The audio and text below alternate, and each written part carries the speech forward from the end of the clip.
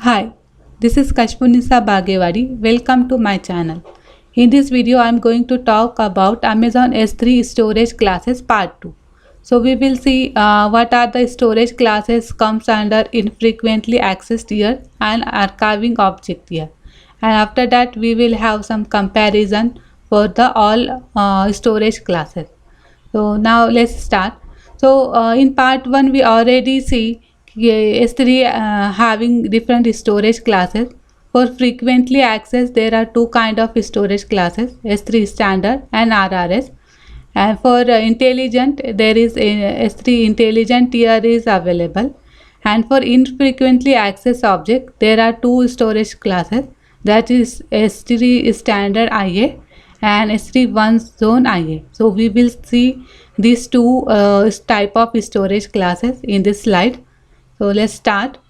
The S3 standard IA and S3 one zone IA storage classes are designed for long-lived and infrequently accessed data. S3 standard IA and S3 one zone IA objects are available for millisecond access, same as the S3 standard storage access. Amazon S3 charges a retrieval fee for these objects, so they are more suitable for infrequently accessed data.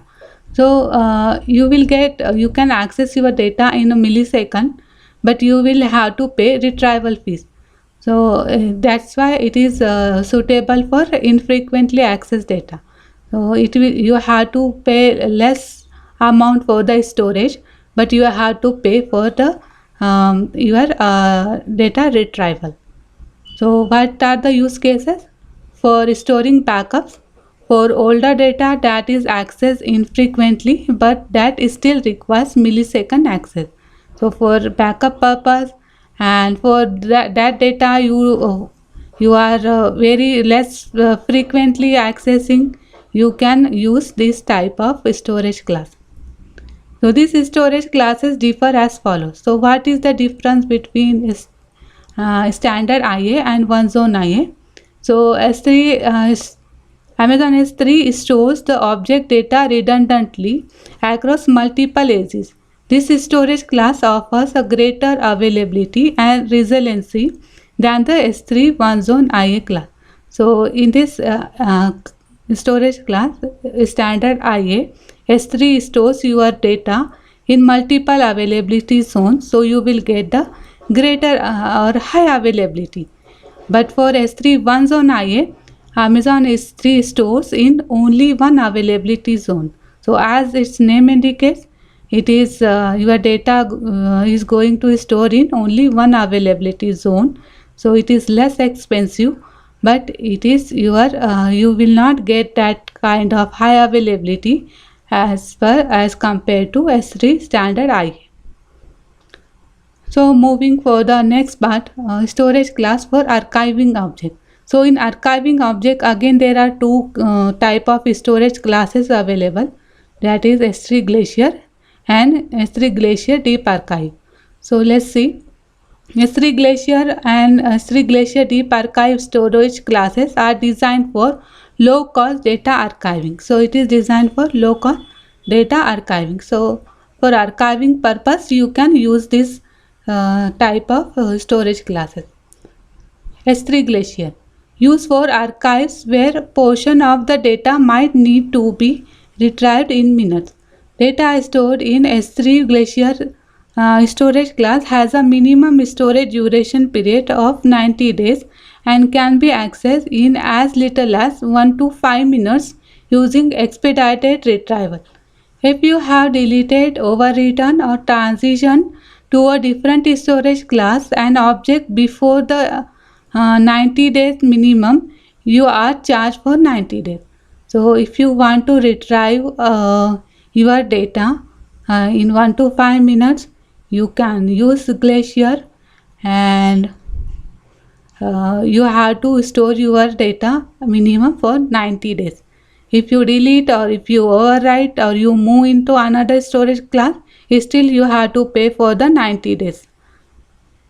S3 Glacier Deep Archive, used for archiving data that rarely needs to be accessed. Data stored in S3 Glacier Deep Archive storage class has a minimum storage duration period of 180 days and a default retrieval time of 12 hours. If you have deleted, overwritten or transitioned to a different storage class and object before the 180-day minimum, you are charged for 180 days. So here is minimum storage duration is 180 days, and you can retrieve your data. Your default retrieval time is 12 hours. It is less expensive. So S3 Glacier Deep Archive is the lowest cost storage option in AWS. So it is the lowest storage. So as per your requirement, as per your access pattern, you can choose your storage class. So now moving ahead, so this is the table. It is the summarize and it is comparison among all the storage classes till now we saw. So these are the storage classes column. So you can see all standard 1A, all type of storage classes designed for, that is the what is the use case. You can use this durability for almost all having 11.9 percentage of durability.